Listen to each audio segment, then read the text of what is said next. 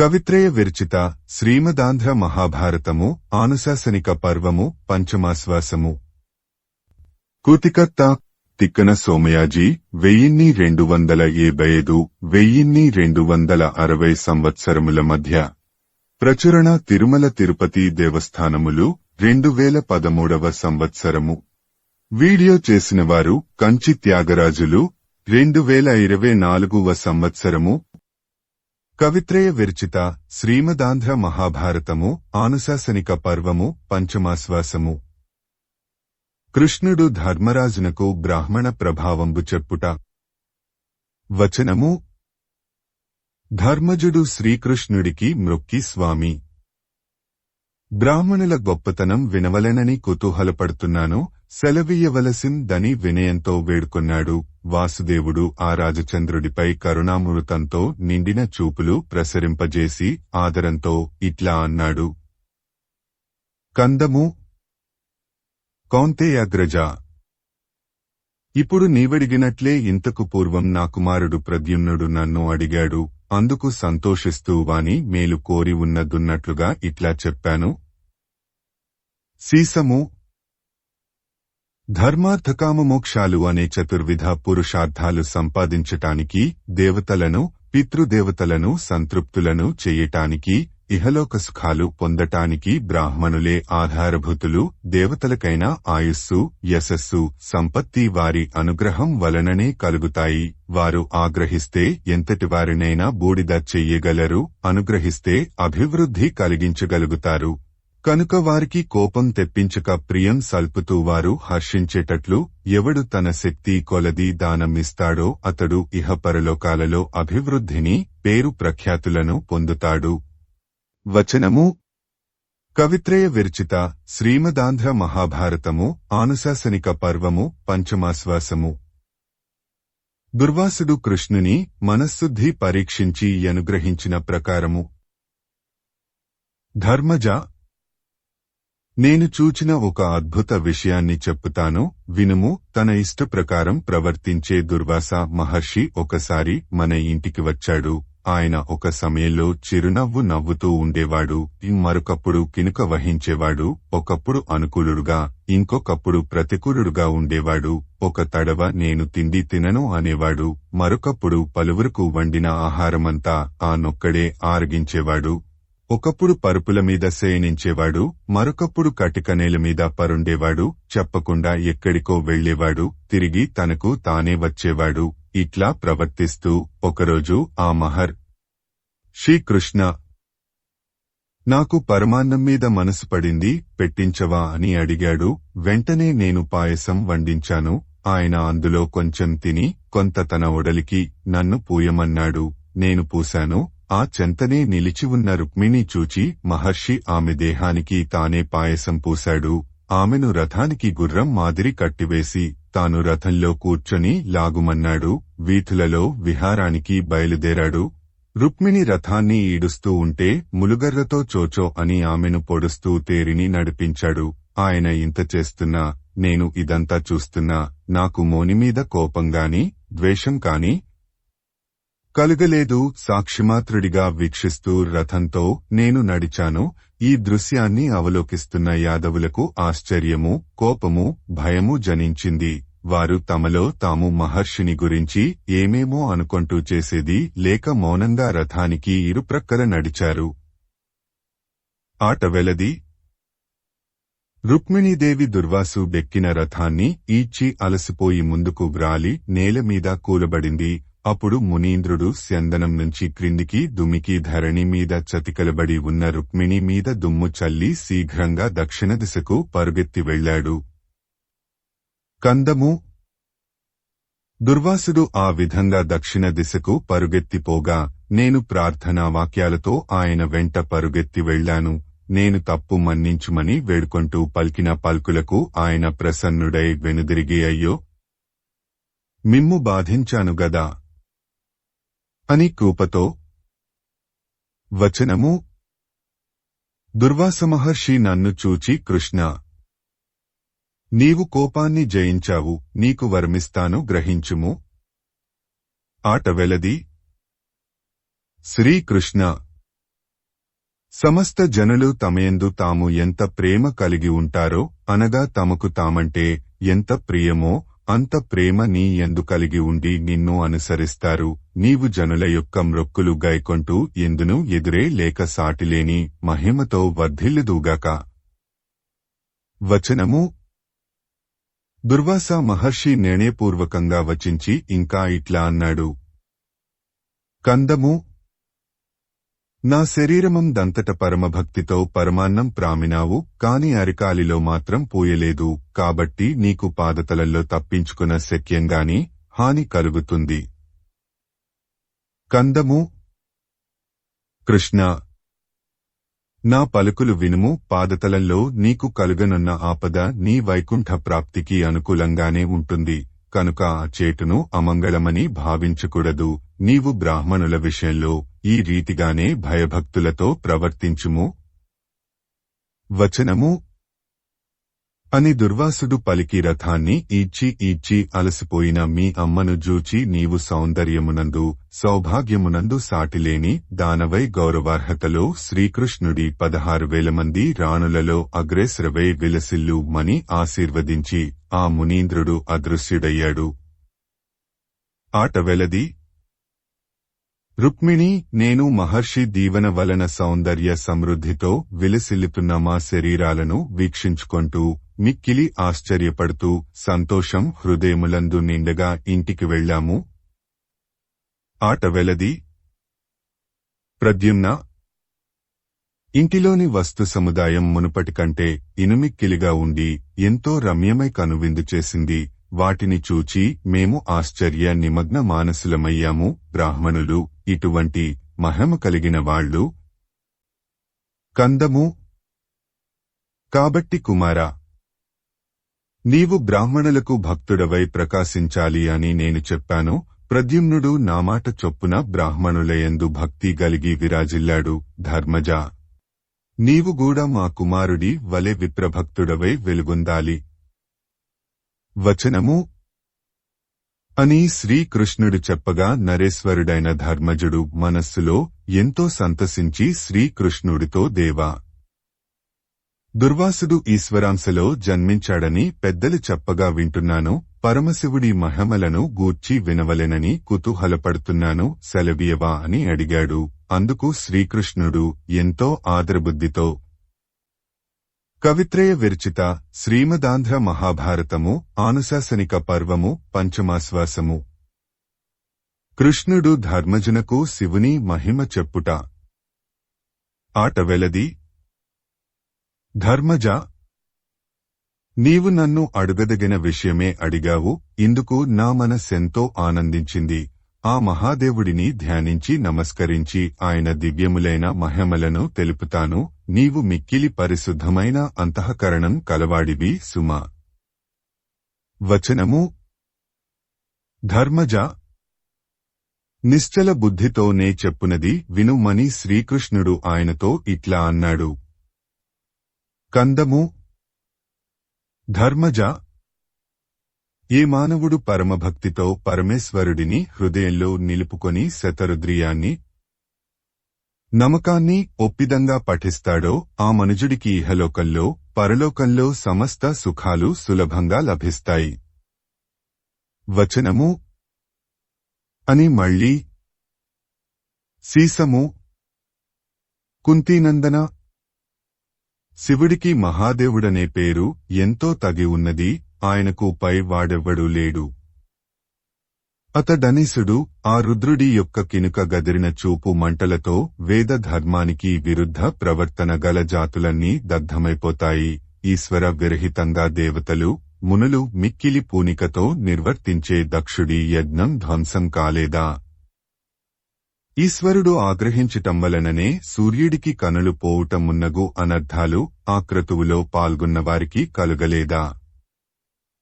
ప్రభూ, మమ్ము రక్షించుమని శరణు వేడిన వారిని ఆయన కరుణతో కాపాడలేదా? అట్టి పరమేశ్వరుడి మహిమ వర్ణించటానికి శక్యం కాదు. ఆ మహాదేవుడి దివ్య లీలలు ఇంకా వినుము. సీసము. మిక్కిలి బలవంతులైన త్రిపురాసురులు తమ సాటిలేని బలపరాక్రమాలతో ముల్లోకాలను బాధించసాగారు.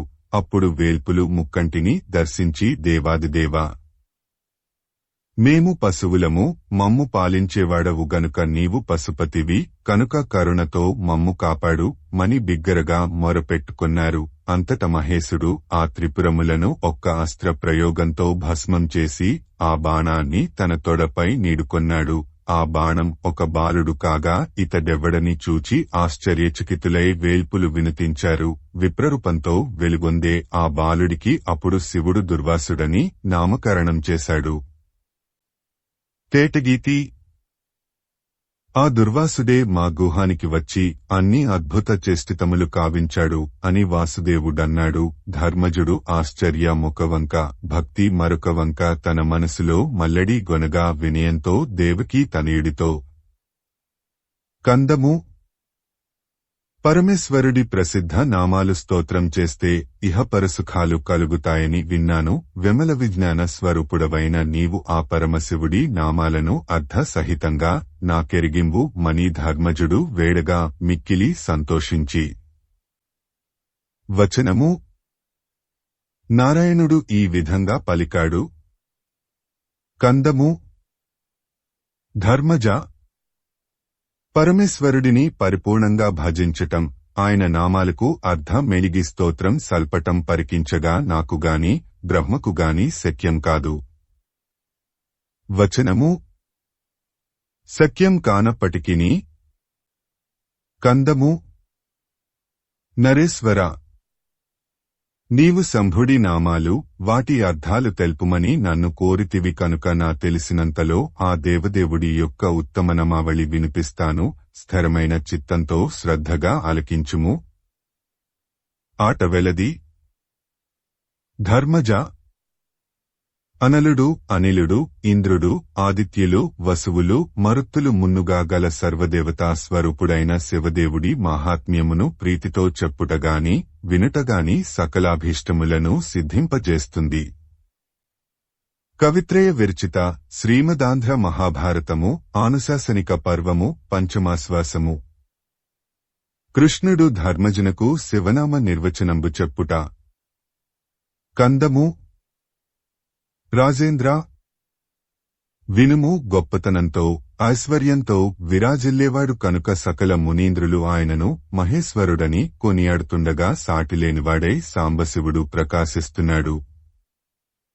సీసము భీకరత్వం చేతను పరాక్రమం చేతను హరునకు రుద్రుడనే పేరు వచ్చింది.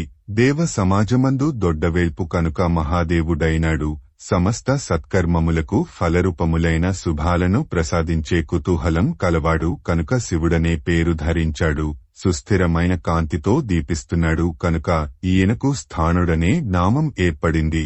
కదిలేవి కదలనివి అయిన సకల ప్రాణుల యొక్క స్వరూపములు తాల్చుటచే బహురూపుడనే పేరుతో పెంపారుతున్నాడు. పొగవన్నే జటాజుటం ధరించినవాడు గనుక ధూర్జటి అనే నామంతో విరాజిల్లుతున్నాడు.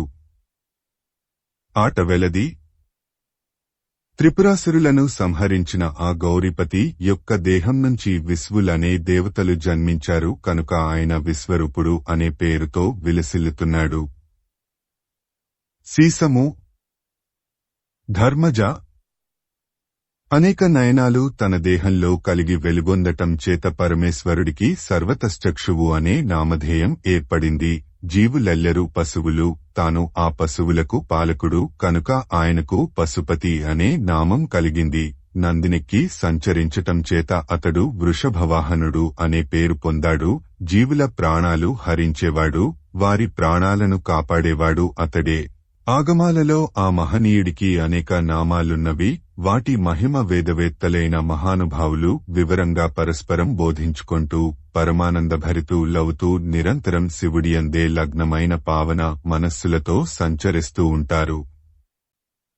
కందము అర్థమననంతో పరమేశ్వరుడి నామాలు పఠించిన, ఏకాగ్రచిత్తంతో ఆకర్ణించిన ఆ మానవుడికి ఇహపరలోకాలలో సుఖం, సంతోషం సమకూరుతాయి. వచనము అని పలికి మరల. కందము శ్రీవేదవ్యాస మహర్షి లోకానికి మేలు గావించవలెనన్న ఆకాంక్షతో పరమశివునకు సంబంధించి పఠించదగిన ఒక గొప్ప స్తోత్రం రచించాడు. మిక్కిలి గొప్పవైన ఆ పవిత్ర వచనాలు వినిపిస్తాను, శ్రద్ధగా వినుము. సీసము.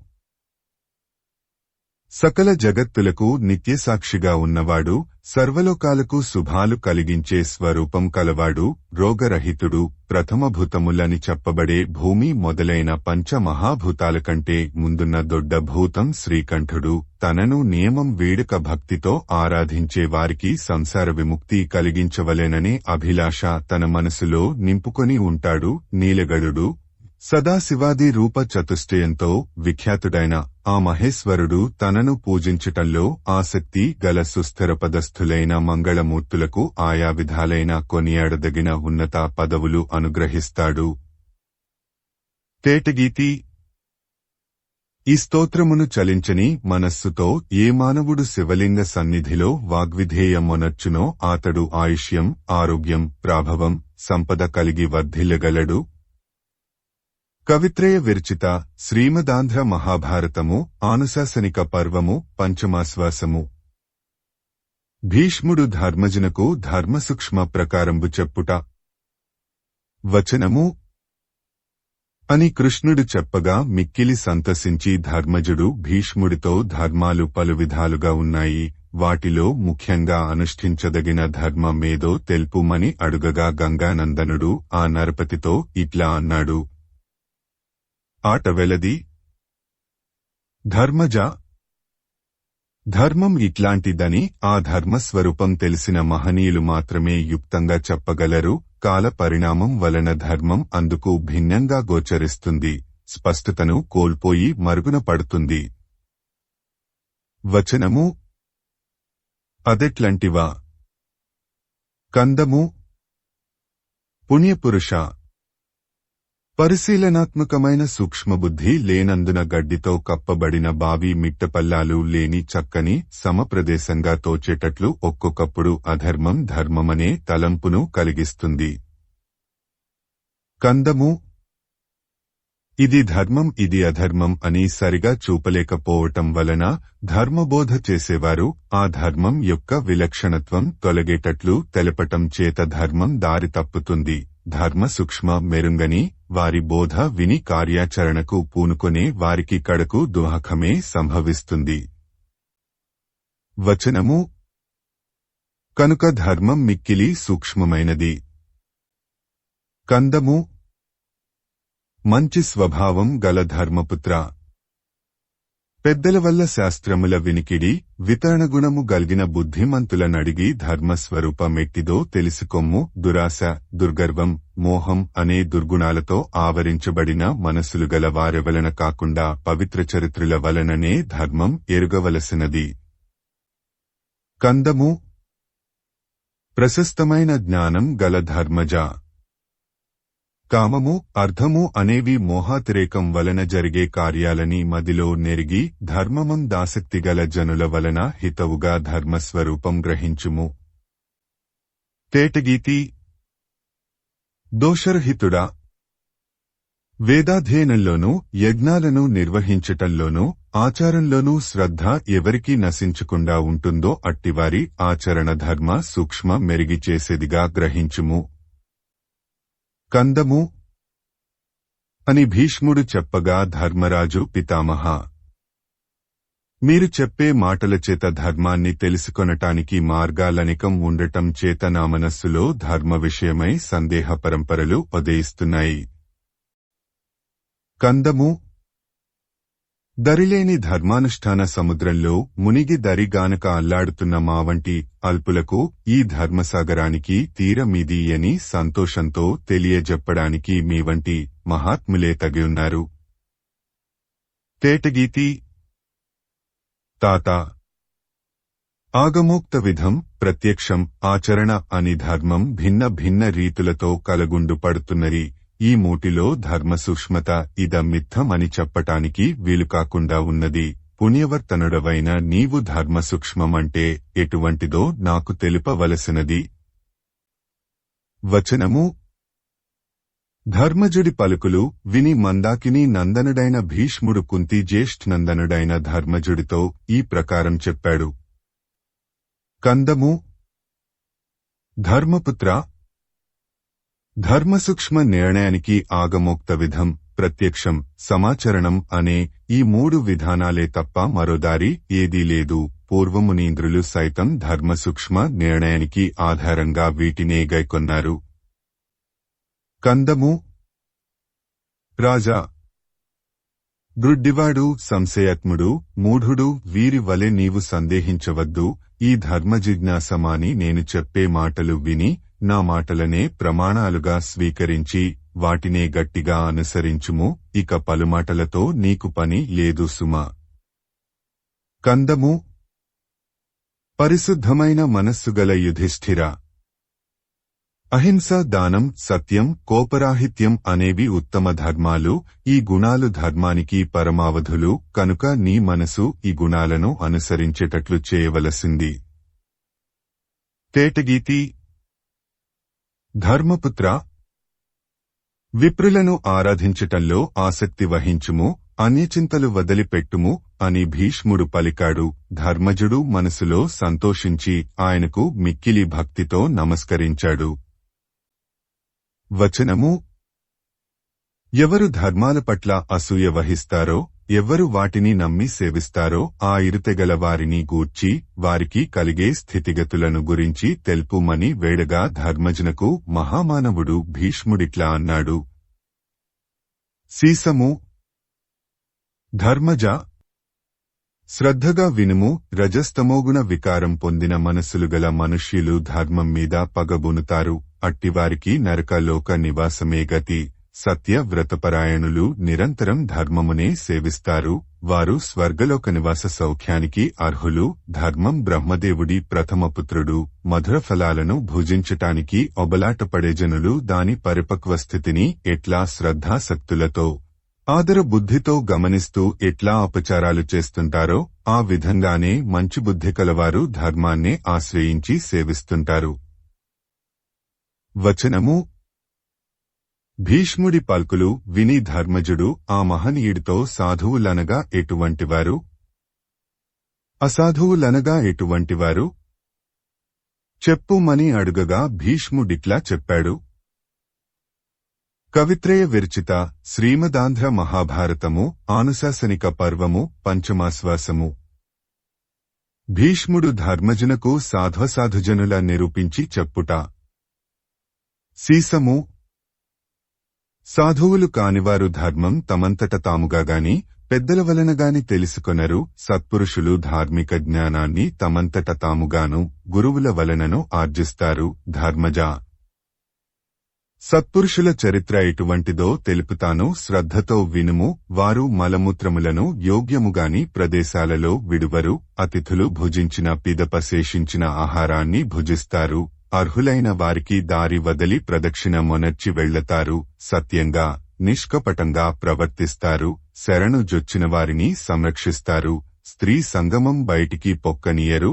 రహస్యంగా ఉంచుతారు. తమ భార్యలతోనే సంతృప్తి చెందుతారు. గురువుల పట్ల అణకువ కలిగి ఉంటారు. వారు నిర్మల హృదయులు, నిత్య సంతోషులు.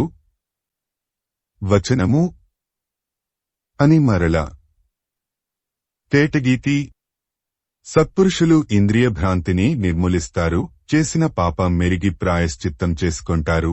తమ పేరు ప్రకటించుకొనకుండా రహస్యంగా ధర్మం చేస్తారు. సమస్త భూతముల మీద దయా సంపూర్ణులై వెలుగొందుతారు. వచనము భీష్ముడి పలుకులు విని ధర్మజుడు తాత, ఎట్టి ప్రయత్నం లేకుండానే కొందరికి డబ్బు వస్తుంది. ధర్మాత్ములు నీతిమంతులు అయిన శక్తి సంపన్నులు ఎన్నో మార్గాలలో ఎన్నో ఉపాయాలతో ధనం సంపాదించటానికి సర్వయత్నాలు చేసినప్పటికీ వారికది లభించదు. మరికొంతమందికి సిరి సమకూడినా సుఖం అనుభవించటానికి ఉపయోగపడదు. గురుబోధ అంతగా లేకపోయినప్పటికీ కొందరికి సులువుగా చదువులు అబ్బుతాయి. కొందరికి అధ్యాపకులు ఎంత బోధించినా ఏమాత్రం విద్యలు పట్టువడవు. రోగాలతో నొచ్చికూడా కత్తిపోట్లకు కర్రదెబ్బలకు గురి అయికూడా కొందరు చావరు. మరికొంతమంది బలవంతులు గడ్డిపోచ గ్రుచ్చుకోగా కాలం చేస్తారు. ఇట్టివెన్నో వైపరీత్యాలను చూస్తున్నాము, ఇందుకు కారణమేమిటో తెలుపవలసింది అని అడిగిన అజాతశత్రువుకు ఆ భీష్ముడు ఇట్లా అన్నాడు. కవిత్రయ విరచిత శ్రీమదాంధ్ర మహాభారతము ఆనుశాసనిక పర్వము పంచమాశ్వాసము. శుభాశుభంబులు పూర్వజన్మ కృత పుణ్యపాపంబులచే గల్గునని చెప్పుట. కందము. రాజేంద్ర, నేలలో బీజం నాటకుండా మొక్క మొలుస్తుందా? మొలవనే మొలవదు. అట్లే ముందటి జన్మలో చేసిన దానాల వలననే ఎట్టి ప్రయత్నాలు లేకుండానే అన్ని ప్రయోజనాలు నెరవేరుతాయి. ఈ మాట నిజం. తేటగీతి.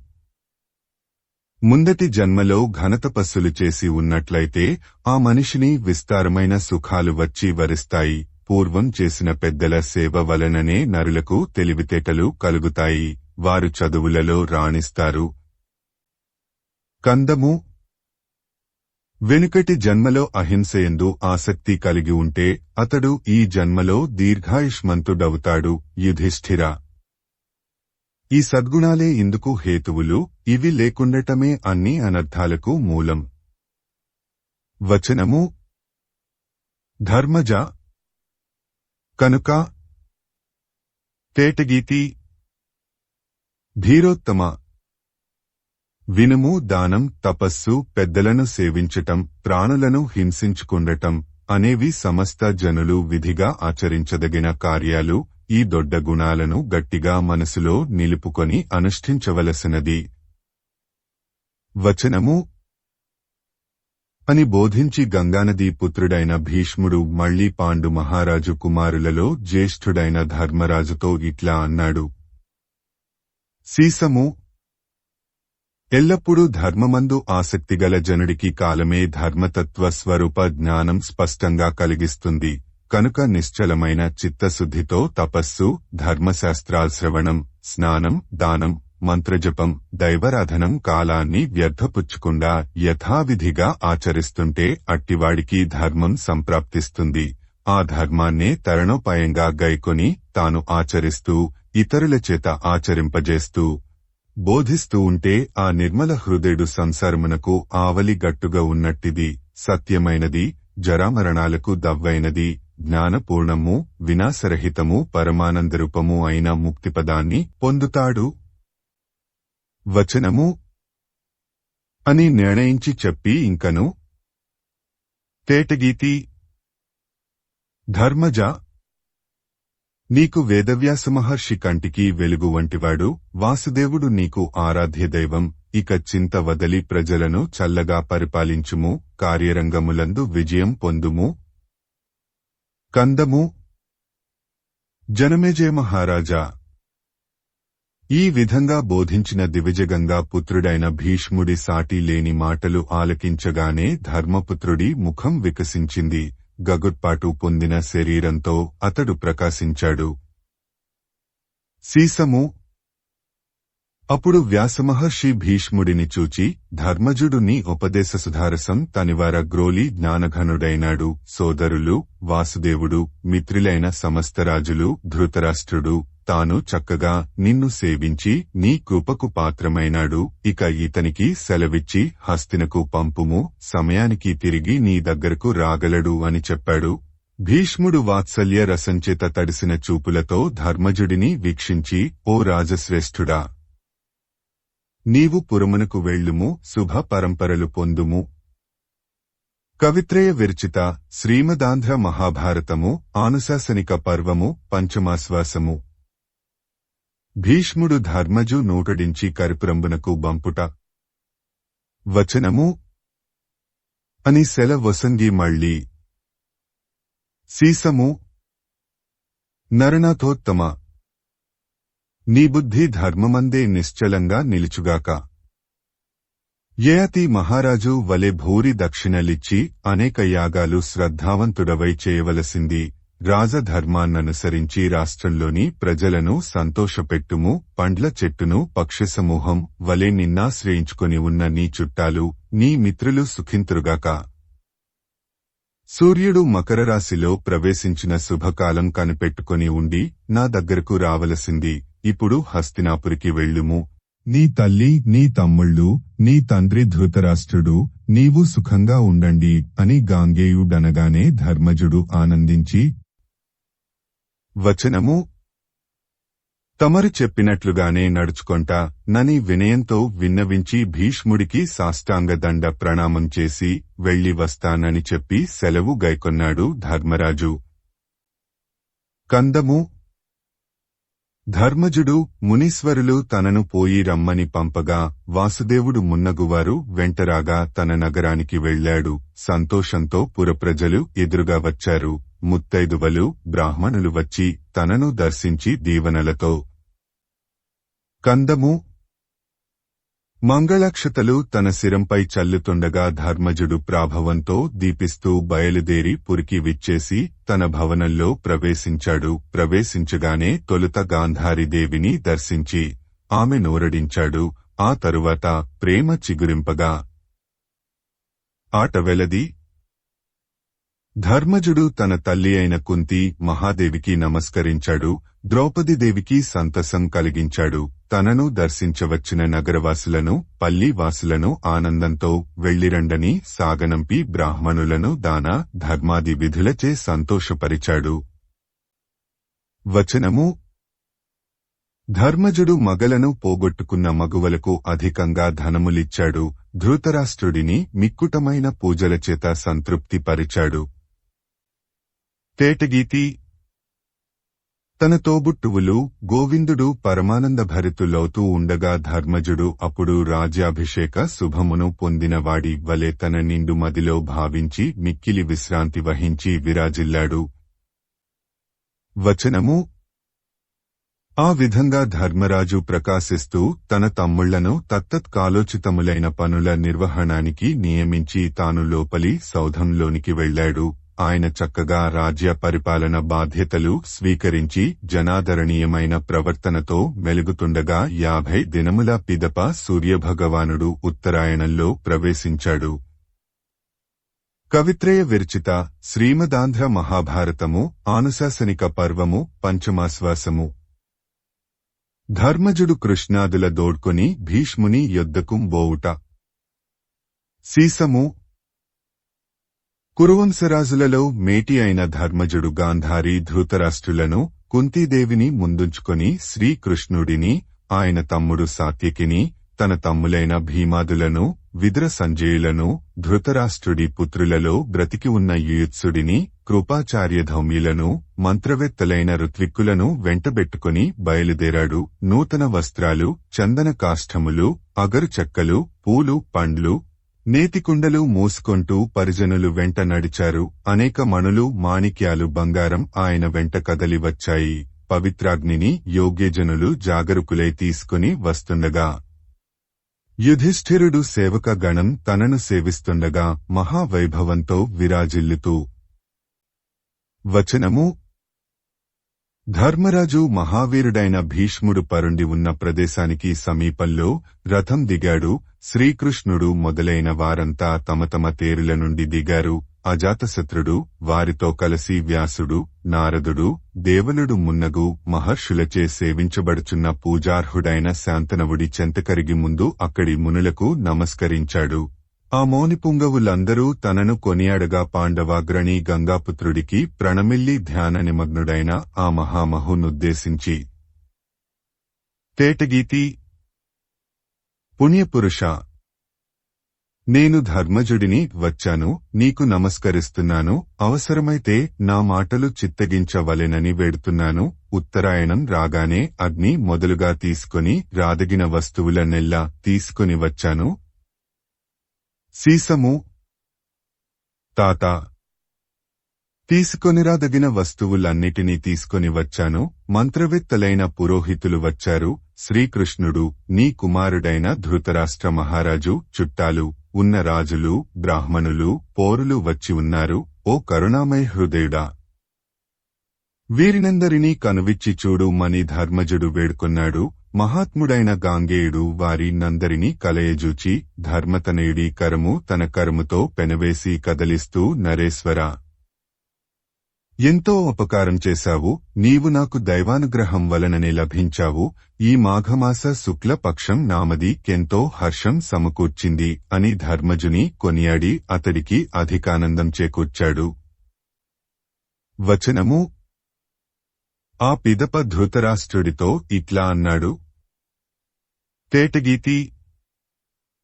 పుణ్యపురుష, నీవు వేదశాస్త్ర విజ్ఞానం పెద్దల సేవ కలిగిన వాడివి, అన్ని ధర్మాలు ఎరిగిన వాడివి. వేదవ్యాస మహర్షి ప్రీతితో దేవతలకు మాత్రమే ఎరుగదగిన రహస్యం ఎరిగించగా విని దోషరహితుడవై వెలుగొందుతున్నావు. కందము.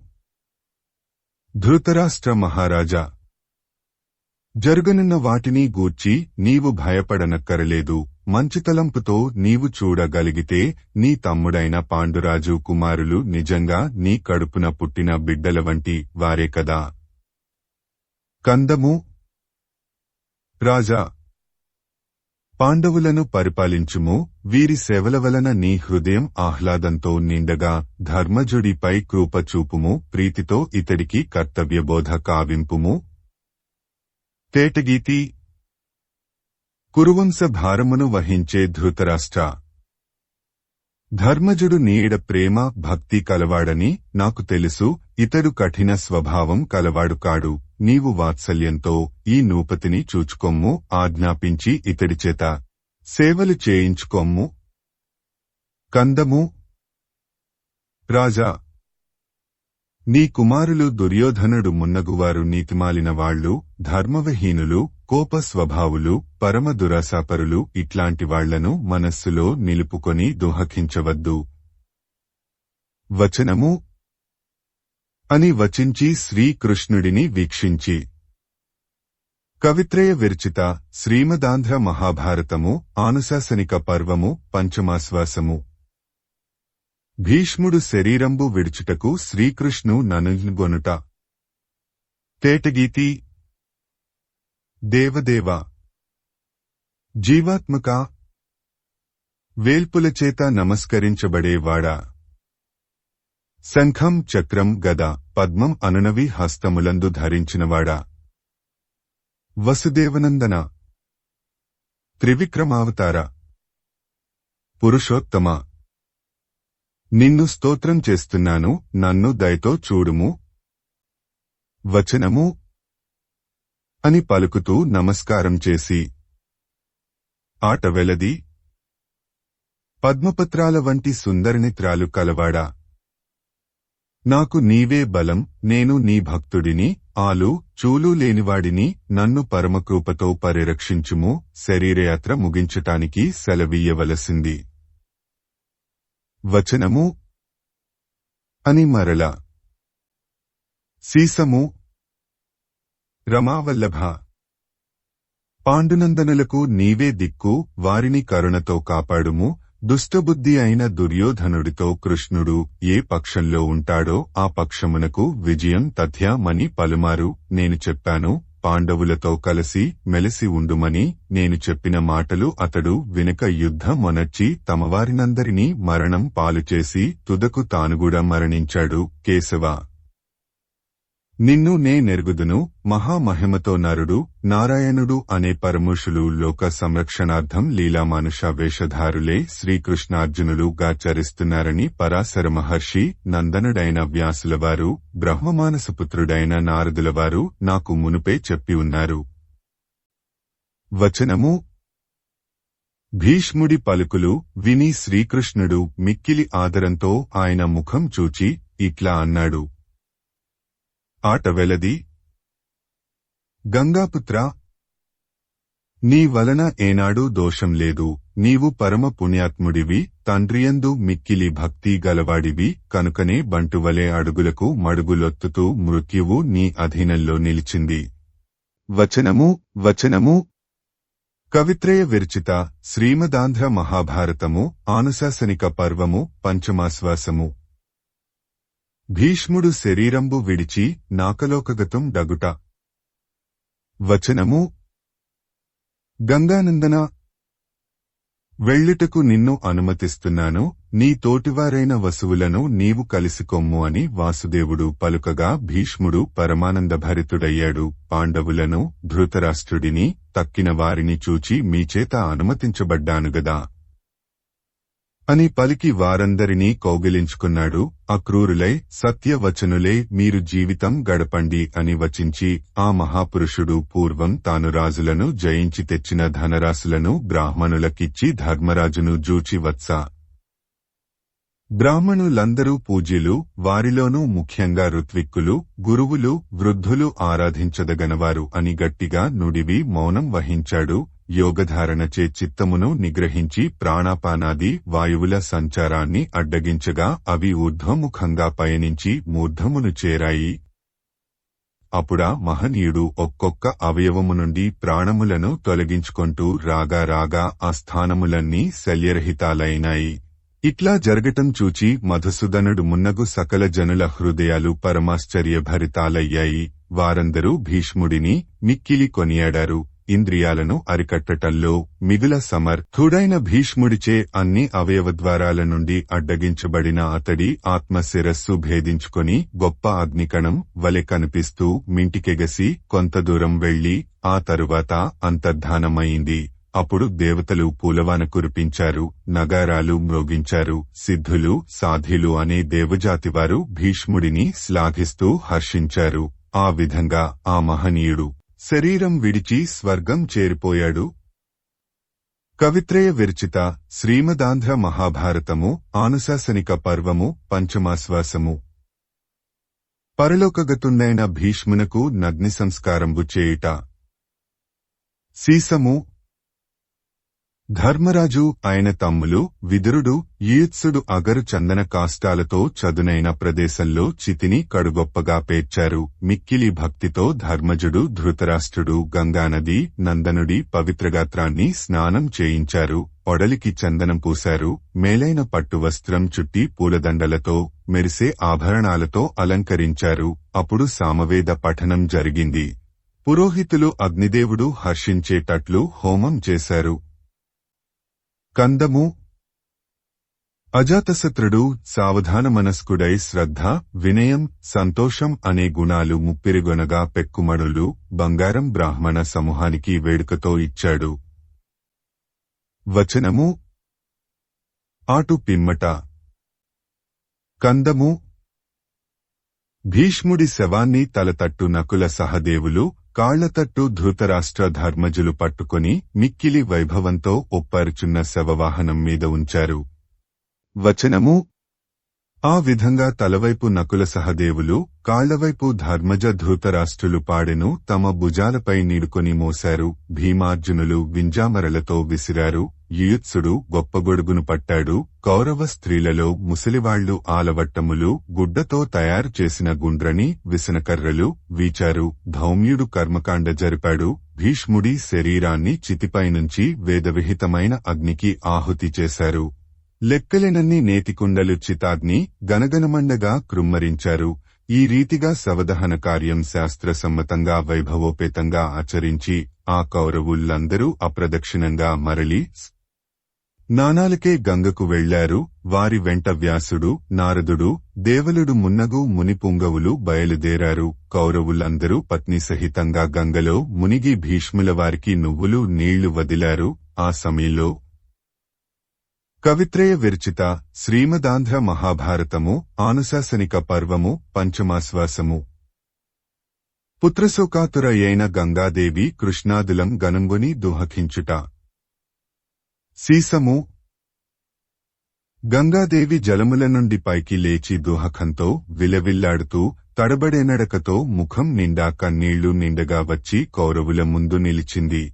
నా తనయుడైన భీష్ముడు గొప్పవాడు, ధరణిలో తనంతటివాడు మరొకడు లేడనిపించుకున్నాడు. ఆతడి నడవడి ఎంత గొప్పదో మీకందరికీ తెలుసు. అయినా నేను కొంచెం చెప్పుతాను, వినండి. నా కుమారుడు గట్టి పట్టుదల గలవాడు, నిర్మలమైన బుద్ధిగలవాడు, క్షత్రియధర్మశీలి, పరమద్యా స్వభావుడు, చేయదగిన పనులెరిగినవాడు, పితృభక్తి యందు అగ్రేసరుడు, పెద్దలందరికీ ప్రియమైనవాడు, అధికంగా విద్యాపరిశ్రమ సల్పినవాడు, తేటగీతి నా కుమారుడు తన తమ్ముల కొరకే కాశీరాజ పుత్రికలను అంబ, అంబిక, అంబాలికలను తీసుకుని వచ్చేటప్పుడు రాజులు అతడితో పోరాడి వెతలపాలయ్యారు. అంబ యొక్క పక్షం వహించి ఎదుర్కొన్న పరశురాముడు నా కుమారుడి బలాన్ని కదిలించలేక భంగపడి తొలగిపోయాడు.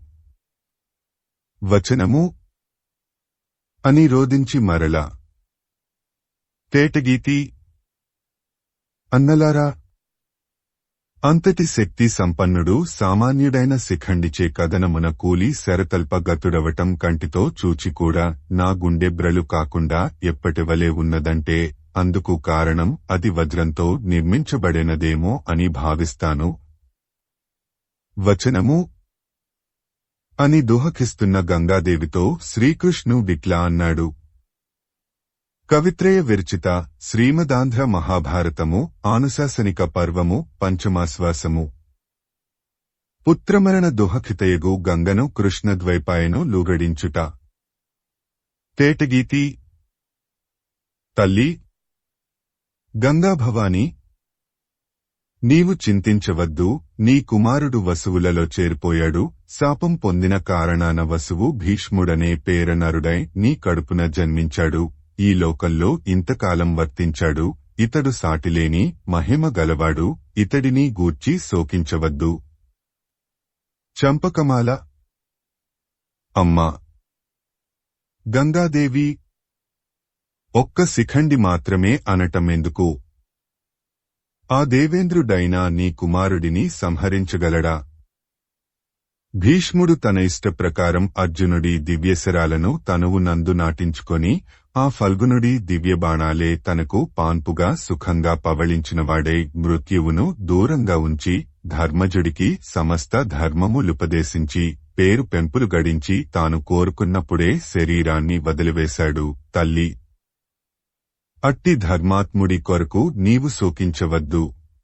వచనము అని శ్రీకృష్ణుడు వచించి గంగాదేవిని ఆరుడించాడు. వ్యాసమహర్షి దుహకోపశమన వాక్యాలు పలికి ఆమెకు ఆనందం కలిగించాడు. తరువాత తన జలాలలో విలీనురాలవుతున్న భాగీరథి చేత శ్రీకృష్ణుడు తక్కిన రాజులు పోయి వచ్చుటకు ఆమె అనుమతి పడసినవారు, ఆమె దీవెనలచే సంతోషపడినవారు అయి మునులు తమ వెంట నడువగా నది నుంచి నిర్గమించారు అని భీష్ముడి వృత్తాంతం జనమేజయుడికి వైశంపాయన మహర్షి చెప్పాడు. అప్పుడు జనమేజయుడు వైశంపాయనుడిని చూచి, మునీశ్వర, తన పితామహుడైన గాంగేయుడికి జరపవలసిన ఉత్తర క్రియలు జరిపి కృతకృత్యుడైన ధర్మరాజు తరువాత ఎట్లా ప్రవర్తించాడో తెలుపవేడుతున్నాను అని ఆయనను అర్థించాడు. కవిత్రయ విరచిత శ్రీమదాంధ్ర మహాభారతము ఆనుశాసనిక పర్వము పంచమాశ్వాసము. అశ్వాసాంతము. చంపకమాల హరిహరనాథ, నీ హృదయం కూపాభరితం. నీవు జగత్తులకు ప్రళయం కల్పించే ప్రభావంతో ప్రసిద్ధుడివి. షడ్భావ వికారశూన్యుడ వగుట వలన నీ విలాసాలు మనస్సులకు ఇంపు కలిగిస్తాయి. వేద బాహుళ్యము యొక్క విజ్ఞానంతోనే తెలియదగిన వాడవు నీవు. పావనములైన అనేక నామములు కలవాడివి నీవు. వృద్ధిక్షయాలకు దవ్వైన నిలయాలు కలవాడవు నీవు. అనగా నీ నిలయములైన శ్రీవైకుంఠ కైలాసములు వృద్ధిక్షయాలకు దూరములు అని భావం. ప్రపంచమందున్న ఆనందమంతా నీదే. వేదవ్యాస మహర్షి రమణీయ వచనాలకు అలంకారమైన వాడవు నీవే స్వామి. కందము. స్వామి హరిహరనాథ, సత్పురుషులు నీ పాదపద్మాలను భజిస్తారు. నీవు శాంతియుతమైన వాత్సల్యగుంచేత దోషమును భోగ్యముగా స్వీకరించే గుణం విలసిల్లుతుంటావు. నీ అవతార ప్రయోజనం ధర్మాన్ని ఉద్ధరించటమే. పరిత్రాణాయ సాధూనాం వినాశాయ చ దుష్కృతాం ధర్మ సంస్థాపనార్థాయ సంభవామి యుగే యుగే అని గీతలో చెప్పినట్లు ధర్మాన్ని కాపాడటమే. భక్తి భరిత హృదయులైన వారి పాపాలను నీ చూపులనేడి కిరణముల యొక్క ప్రసారంతో రూపుమాపుతావు. మాలిని. దేవా హరిహరనాథ, అహంకార రహితులు నిన్ను పూజిస్తారు. నీ సామ్రాజ్యాధిపత్య ప్రభావాన్ని వేదాలు కొనియాడుతున్నాయి. చంద్ర సూర్యులు నీ ఎడమ కుడి కన్నులు వైదికాచారపరుల యొక్క యోగక్షేమాల భారం నీవే వహిస్తున్నావు. జగద్రక్షణమందు ఆసక్తి గలవాడవు నీవు. శాంతి దాంతులు కలవాడవు నీవు. నియమవ్రతశీలుర యొక్క చెంతనే నీవు మెలుగుతుంటావు. ప్రభూ, నీవు అఖండానంద స్వరూపుడవు. గద్యము. ఇది ఉభయకవిమిత్ర బిరుద భాసురుడు, కొమ్మనమంత్రి కుమారుడు, పండితుల యొక్క పూజల చేత ప్రకాశించేవాడు అయిన తిక్కన సోమయాజి చేత రచించబడిన ఆనుశాసనిక పర్వంలోని సమస్తము పంచమాశ్వాసం. ఆనుశాసనిక పర్వంలోని పంచమాశ్వాసం సమాప్తం. ఆంధ్రమహాభారతంలోని ఆనుశాసనిక పర్వం ముగిసింది. కవిత్రయ విరచిత శ్రీమదాంధ్ర మహాభారతము ఆనుశాసనిక పర్వము పంచమాశ్వాసము. కృతికర్త తిక్కన సోమయాజి 1275 1260 సంవత్సరముల మధ్య. ప్రచురణ తిరుమల తిరుపతి దేవస్థానములు 2013వ సంవత్సరము. వీడియో చేసినవారు కంచి త్యాగరాజులు 2024వ సంవత్సరము.